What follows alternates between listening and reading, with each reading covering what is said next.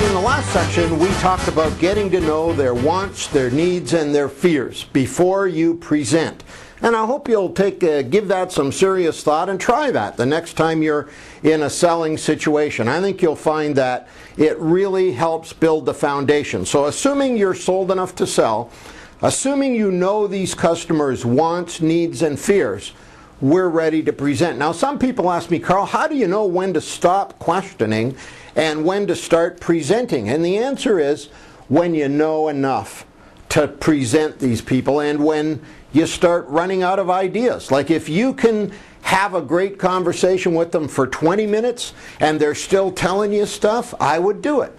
If it takes 30 minutes, I would do it, because that time is what sets the stage for what I call power presentations. Now, the reason I call this power presentations is it has two differences from a normal presentation. Number one is it's customized to the customer's needs, wants, and fears. The only things I'm going to recommend you talk about are things they told you they wanted to hear.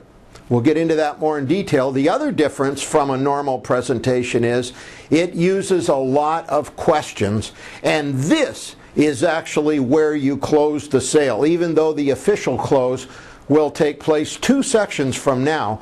I think you'll see that this is where you actually close the sale in a very smooth manner and in a way you don't have to worry about. So let's take a look at power presentations. Now, the first thing I'm going to recommend, if you have the type of product or service where you show it to the customer, like let's say you sell homes. If they walk into a home, they can look around and so on. If you sell a large piece of commercial equipment where you're going to take them into a factory and they're going to look around at the equipment. If you sell any of those kind of tangible things that they can look at, I recommend you be very quiet when you show it to them at first. Let them talk. Like let's say you go into a home that you want to sell a couple. Why would you want to start talking? Just be quiet until they've said, oh, I like that, and I don't like that. Well, I like that. Now you're learning more than if you start talking as soon as you walk in the door. Same with an industrial piece of equipment. If you're going to show them a big power press that does something, as you walk around it, why not just be silent? Because you're going to learn more than if you talk. Okay? And also, when you do talk, don't tell them your opinion, because people want to buy from someone like them.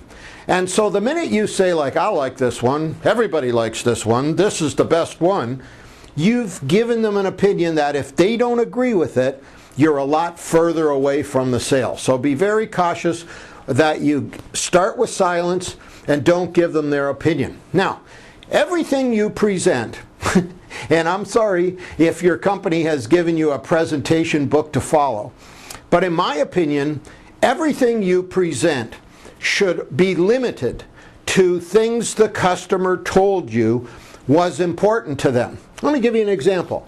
My wife cares a lot about music, and when she buys a car, all she cares about is the music equipment in the car. To her, a car is a stereo that you sit in when you have to go someplace.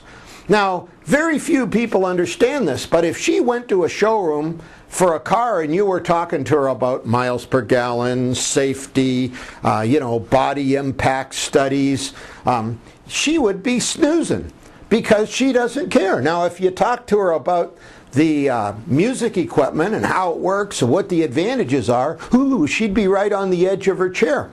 Now, this is true of all your customers to a certain extent.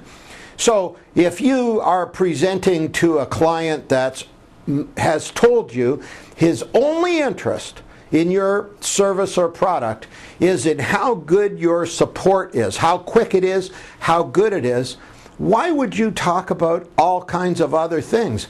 I would recommend you present the things the customer has told you they're interested in only. And this becomes a custom presentation where everything you say is what the customer is interested in. They should be thinking, oh, good I came here this product is exactly what I wanted, or this service. Now, why do salespeople feel they have to cover things the customer is not interested in? Well, the answer is a couple of things. One thing is we want to show how much we know. Like, let's say you're in a home and you can't wait to tell them about the insulation because you studied insulation.